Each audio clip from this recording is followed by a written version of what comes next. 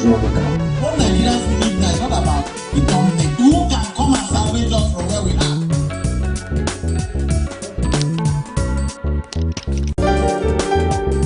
Representing people. Mr. President, my people are on the sea. I will place economic stability and confidence. Rivers crisis. On to the Ondo gubernatorial election, IGP bans Amotekun from participation. And then in politics, 27 PC has to say. And then on judiciary, CJN decries controversial ruling. Representing people. Mr. President, my people are on the sea. I will place economic stability and confidence.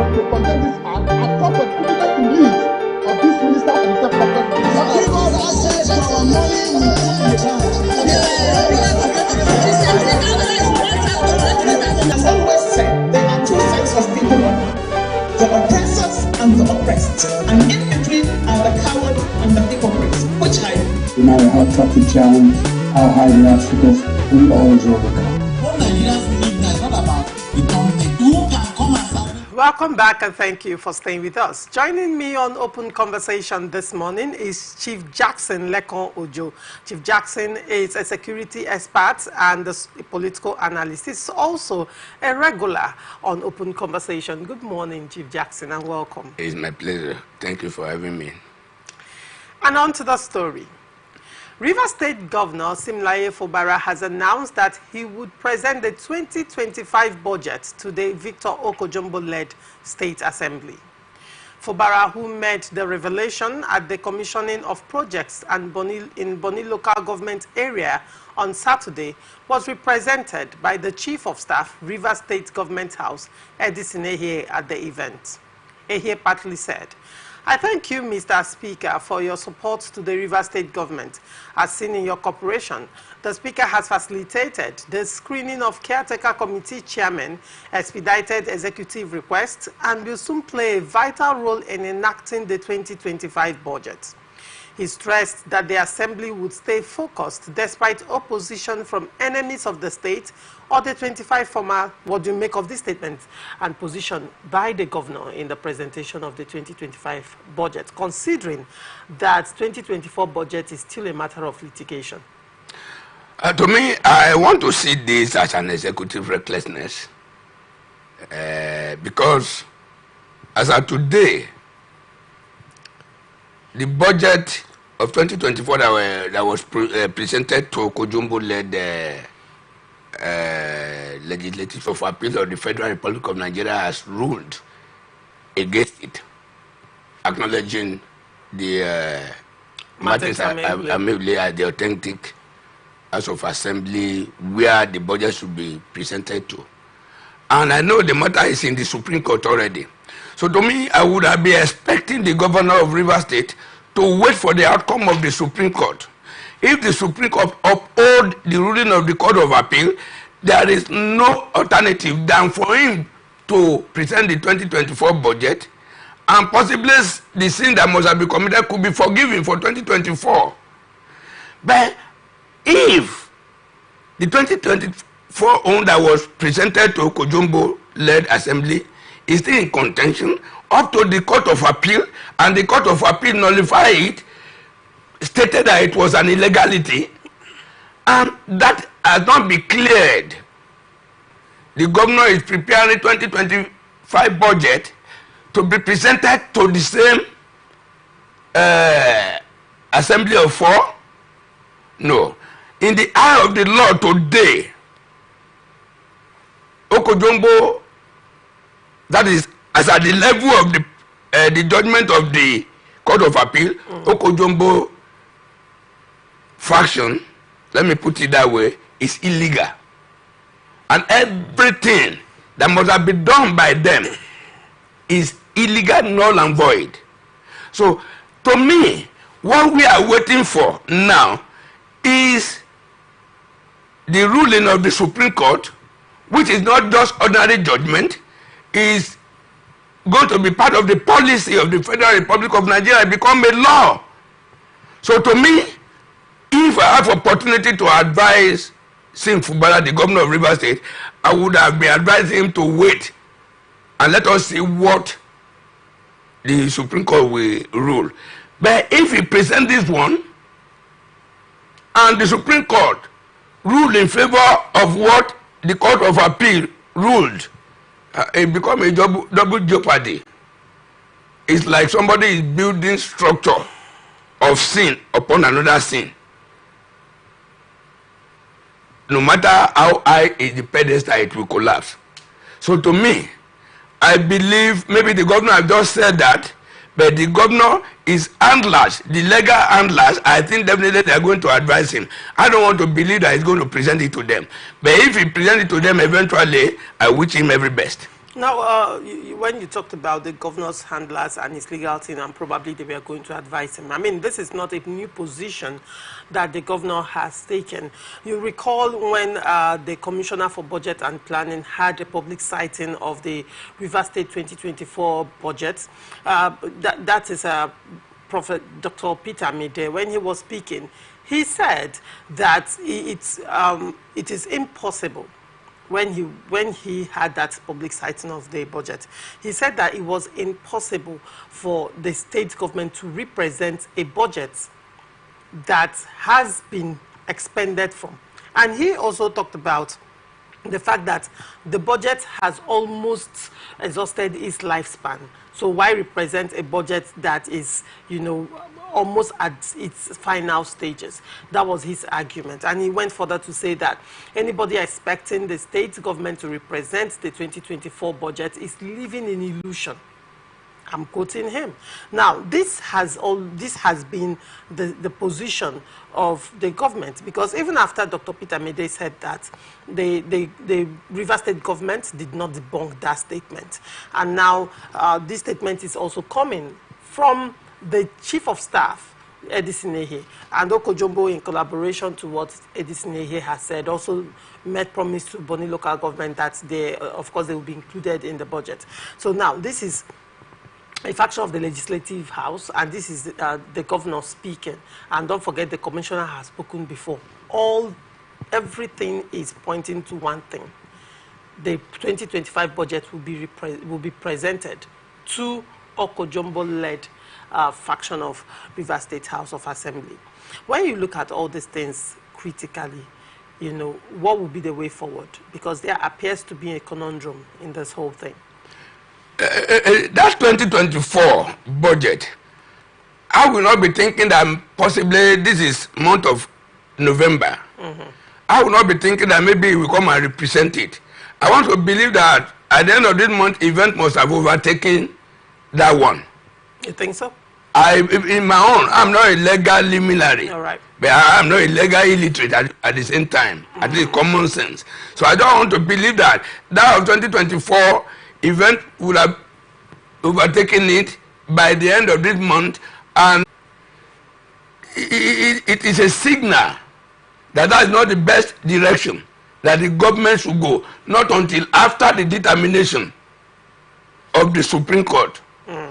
So before the Supreme Court will rule on that matter, I think, based on the lesson learned by the governor and his handlers, I think they should wait for the Supreme Court before they present this one. All right. But if they present this one, it's like they are instructing, underrating, and demeaning the judiciary up to the Court of Appeal. Okay. You understand? So to me, I think they should stay now. They should not present it until after the determination of the Supreme Court. Okay. Now, you also made mention when you were speaking, you said that the judgment can be set aside. Yes. And but then, which brings us, court gives judgments against that person. Would one say because the judgment was given in 2022 and now we are in 2023, that judgment does not ceases to take effect? No, that's not what I'm saying, in essence. Okay. What I'm saying is, even if the court of High Court ruled in favor of Amehule, it would have been good for the governor to even obey or stay action. But since he appealed, and the Court of Appeal has said the same thing. So to me, 2025 is almost here. And the budget of 2024, I believe, the budget of 2024, over 95% of it have been expended. So to me, I believe event could overtake that one. I'm not quoting the law. I'm not speaking from the moral standpoint. Exactly. Okay. So, but if that one is still in contention, if the governor now present this one to the this House of Assembly, that is I think it's an executive rascality. All right. And to the judiciary entirely may have reason to frown at it. Okay. Now you also talked about, let me build on, I want to ask you a question based on the last thing you said, when you said that this budget, the 2024 budget, 95% of it to a large extent would have been expended.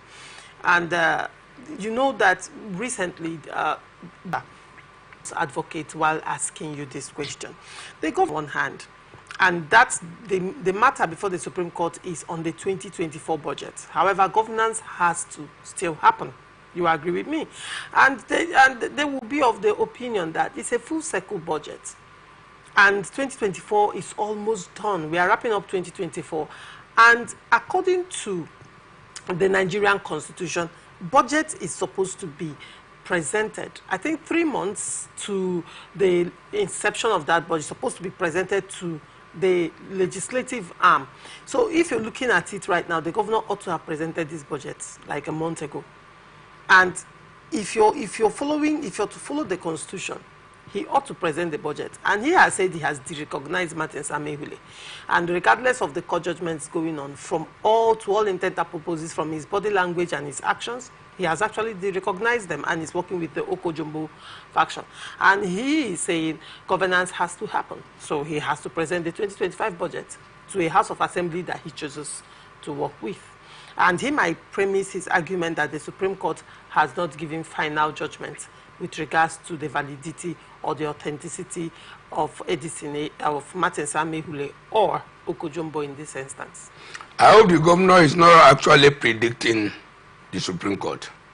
To me, I think the highest thing the governor should do now, because of the delegate matter of this thing, I think it would have been better for his legal team to approach the Supreme Court. If possible, they can expedite action to make sure they give their ruling on time. You cannot be building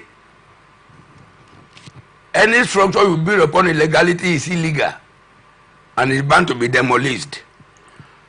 Since the signal has come from the Court of Appeal, High Court, that the presentation of budget to those 4 men are illegal,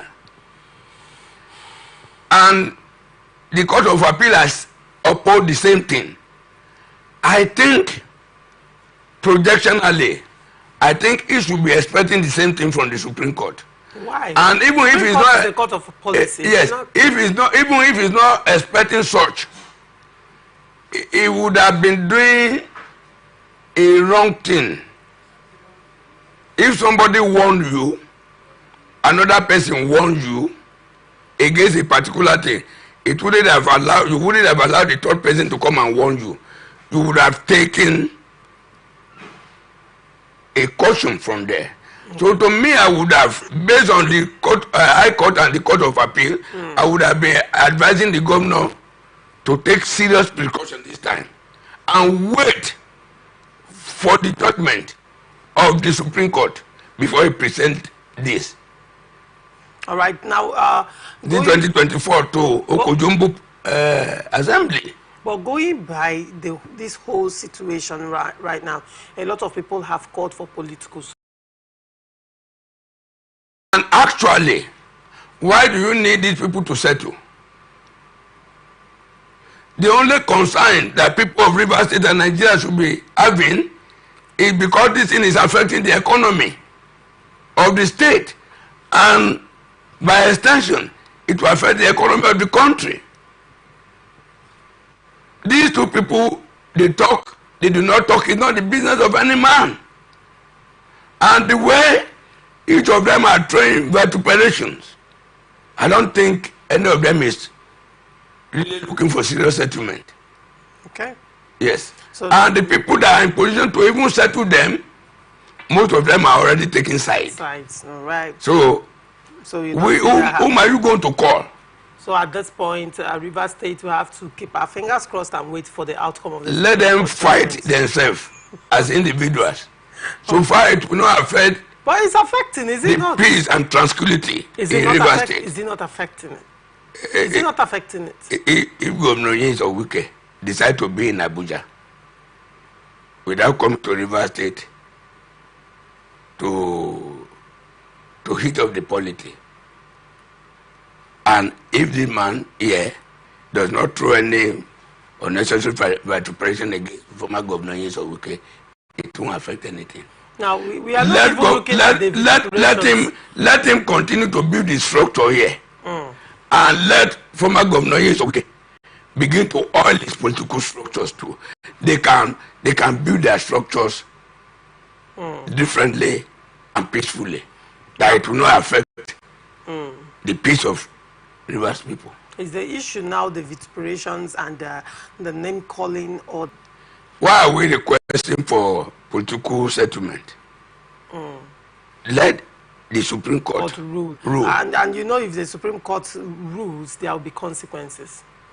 Anyone that is found guilty of the law should bear the consequences. Simple as ABC. So let he who does the crime do the time. Yeah, because we are not talking about morality. All right. If there is conflict between morality and law will prevail. And immediately law prevail, morality bow. All right. Moving on. All Progressive Congress Transition Committee says it did not invite the outgoing Edo State Governor, Godwin Obaseki, to the inauguration of Senator Monday Okpebholo as the new governor of the state because the former had plans to frustrate the inauguration ceremony. This is coming after Senator Monday Okpebholo, the APC candidate, emerged as the governor-elect to take over from the outgoing governor, Obaseki, whose 8 years of 2 tenures as governor will come to an end on November 12, 2024. Okpebholo defeated his closest rival, Aswe Ighodalo of the People's Democratic Party, and 15 other political party candidates at the September 21, 2024 governorship election. Prince Kashim Afebua, a member of the APC Transition Committee, in a statement made available to newsmen in Benin City titled Obaseki and His Lamentations, said, rather than sit down to plan the inauguration event as it is done in other climes, the outgoing governor was busy planting landmines on the path to smooth transfer of power. Afebua also denied the allegation by Governor Obaseki that the governor-elect has borrowed between 2 billion naira and 5 billion naira from the almost 27 billion naira his government set aside for the payment of projects and obligations for the inauguration. Governor Obaseki had last Friday, while inaugurating the 10-man caretaker committee of the state's chapter of PDP, and the governor of the state was not invited to the inauguration. What do you make of this development? I mean, since the elections, it has been back and forth between APC and PDP in Edo State, and then you recall what happened between the transition committee. Okpebholo has come out to say that Obaseki has run away. Obaseki is missing. I mean, a lot of things going on. But then, Edo State is as well your state. What do you make of the development going on in Edo State? This unnecessary bickering going on in Edo State is not normal. It's not necessary. Invitation of Obaseki to be in the inauguration of Okpebholo, I think is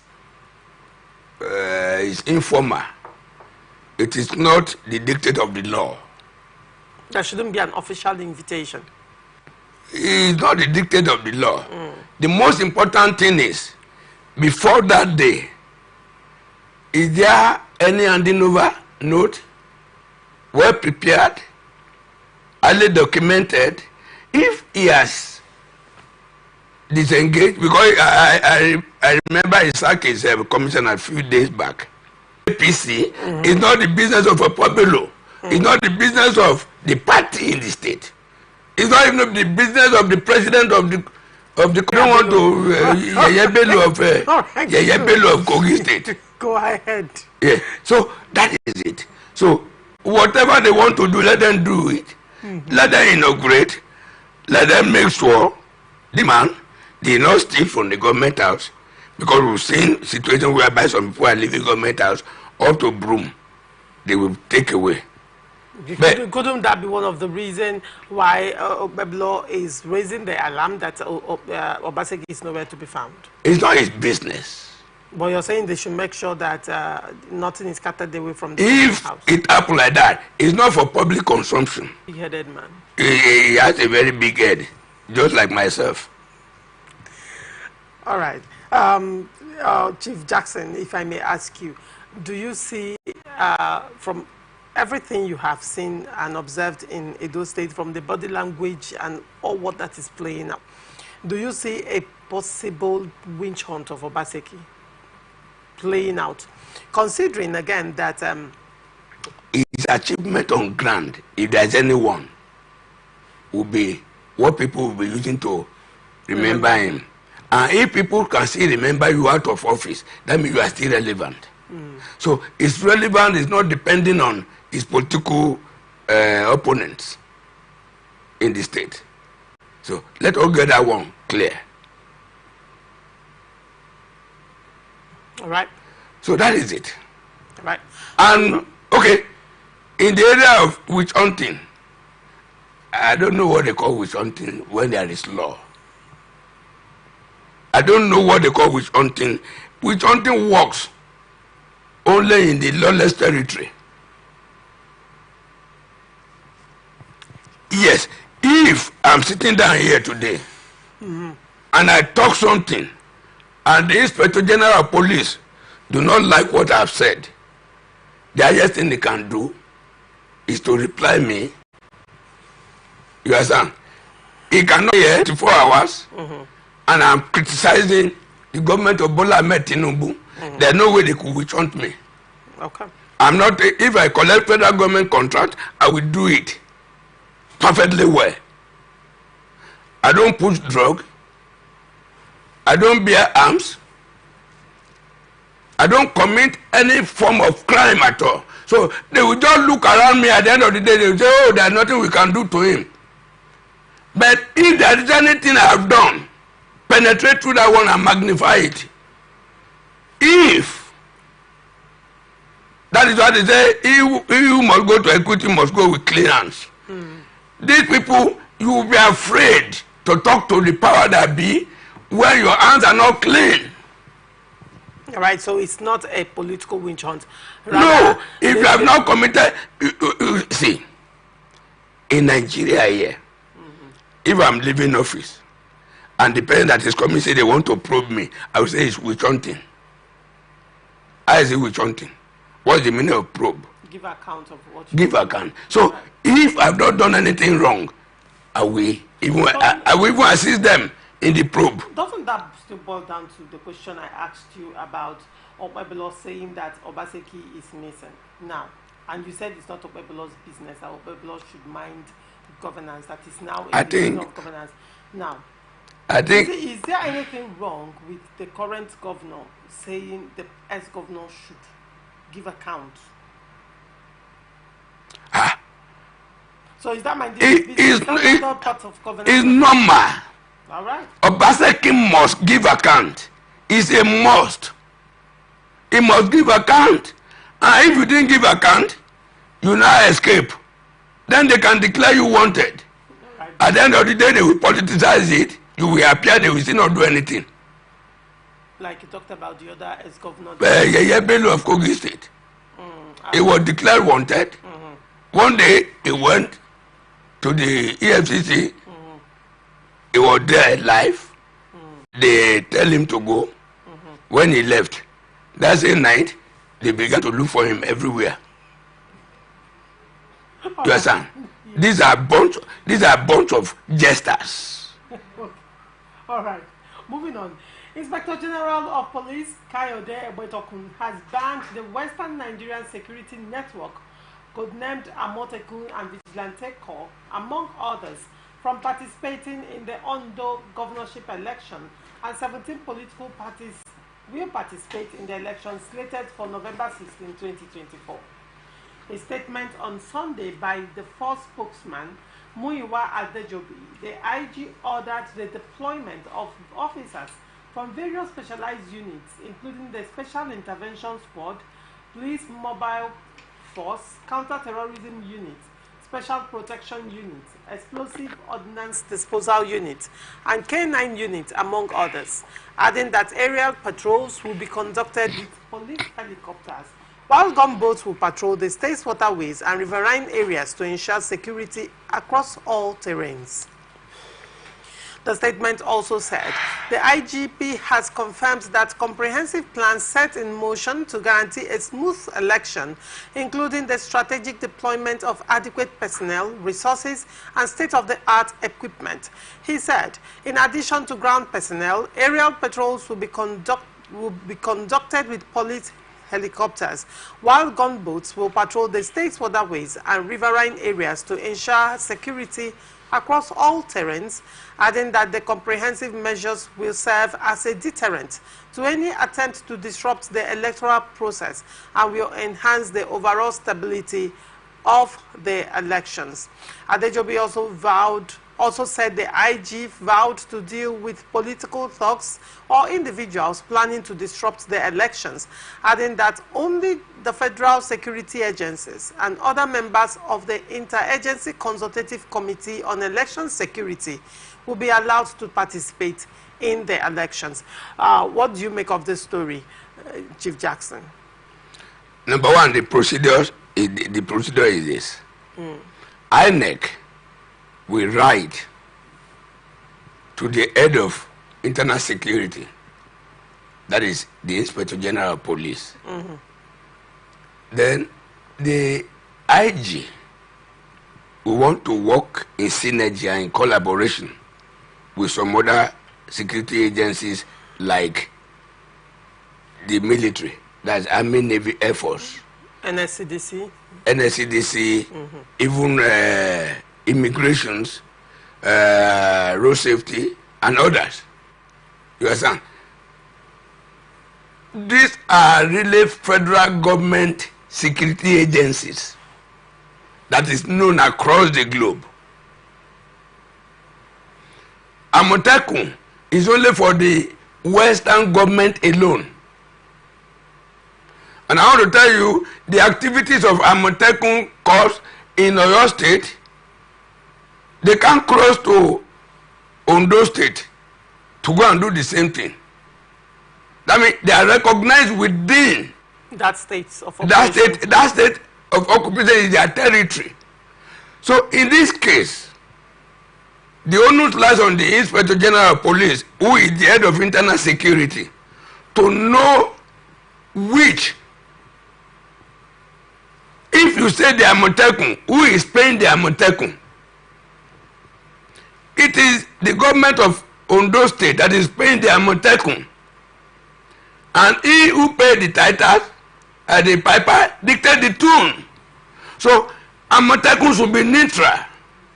Instead of Amotekun to come and monitor elections, Amotekun should be around the... I am against the water in my body, the blood, the vein, the arteries, everything, the air. I am against state police. What are your because reasons? of the kind of system we are running in this country, that a governor will see himself as an emperor of the state.